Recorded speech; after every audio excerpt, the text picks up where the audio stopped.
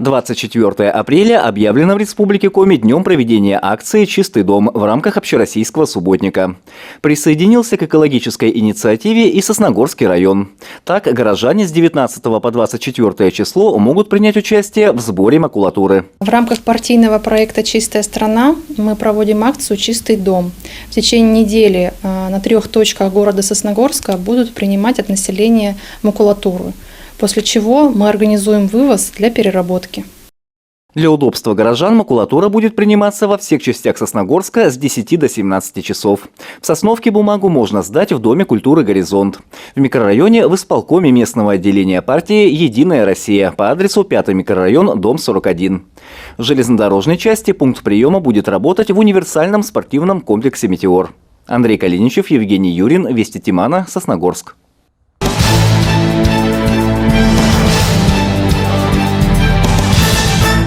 С 24 апреля и в течение всего мая в Сосногорском районе будет проходить муниципальный субботник.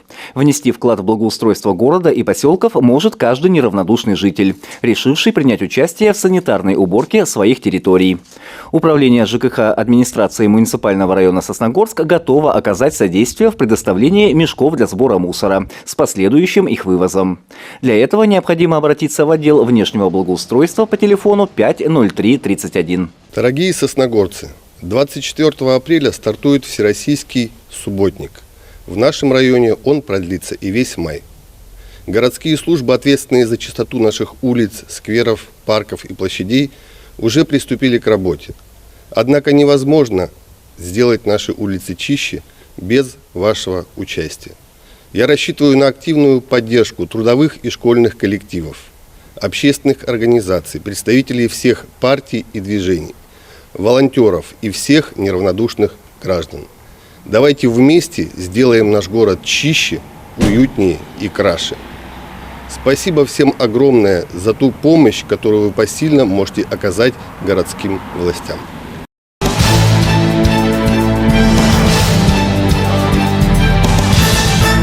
Звание заслуженного работника транспорта присвоено начальнику Елецкой железнодорожной станции Владимиру Соколову. Государственную награду вручил глава Сосногорского района, руководитель администрации Сергей Дегтяренко. Путейцами были и дед, и отец Владимира Ивановича. Свой трудовой путь он начинал монтером в бригаде отца в Печоре. Как говорил мне всегда мой отец, говорит, путейцам надо все равно родиться. Это не то, что, как все говорят, что путеец – это ничто. А я всегда говорил, и как он говорит, что путеец – это тоже квалификация, туда тоже люди приходят по призванию. Железной дороге Владимир Иванович посвятил 45 лет. Вывел в передовики Интинскую станцию, стал почетным железнодорожником и получил множество других наград. Руководство над Елецким участком взял 15 лет назад. И здесь снова успех. В 2018 году станция трижды победила в сетевом соревновании. В непростой работе главная опора – коллеги и товарищи-путейцы, признается Владимир Иванович. На севере работать намного тяжелее, но люди лучше намного. Потому что встречаешь людей, крепкие, здоровые ребята, которые ничего не боятся, работают. С ними легко, с ними хорошо. С наградой коллегу поздравили заместитель начальника Северной железной дороги по территориальному управлению Тимур Шалашнев и руководитель профсоюза железнодорожников Юрий Голубов. Сегодня полярная вахта Владимира Ивановича продолжается в Сосногорске. Южнее, честно признается наш герой, переезжать не намерен. На будущее у Владимира Ивановича один простой план – трудиться так долго, как позволит здоровье, и выполнять свою работу как можно лучше. Когда ты идешь на работу и возвращаешься с работы и чувствуешь, что что-то ты сделал, что-то хорошее, то она и легче живется.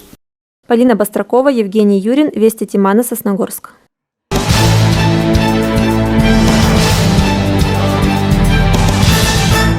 На минувшей неделе в кадетской школе состоялся смотр строя и песни. 7 команд учеников с 8 по 11 класс со всего Сосногорского района соревновались в мастерстве строевой подготовки.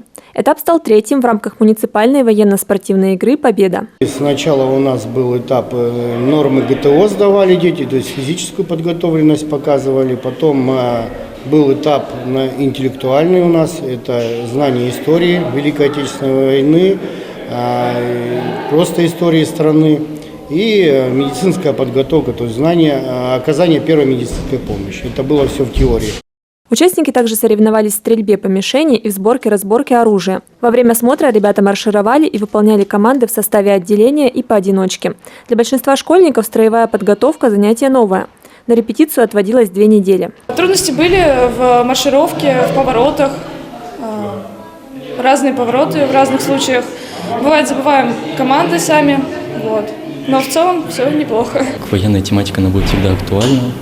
И на самом деле, если бы у меня была возможность, я бы с удовольствием сам стал кадетом. Потому что это очень интересно. Сосногорским кадетам к подобным смотрам не привыкать. В этих соревнованиях они участвуют каждый год, а в строевой подготовке упражняются постоянно в рамках школьной программы. Диана продолжает семейные традиции. Ее родители носят погоны, в будущем планирует и она.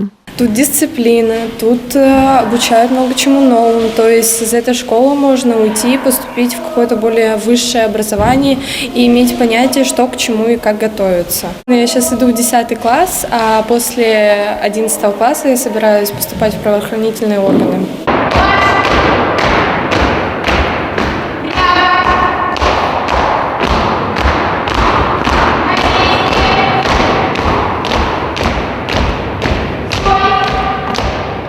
Участников оценивали по бальной системе сотрудники полиции и управления образования. Первое место завоевала команда кадетской школы. Они же впереди по результатам общего зачета. Осенью ребята отправятся на республиканскую военно-патриотическую игру «Орленок». Полина Бастракова, Евгений Юрин, Вести Тимана, Сосногорск.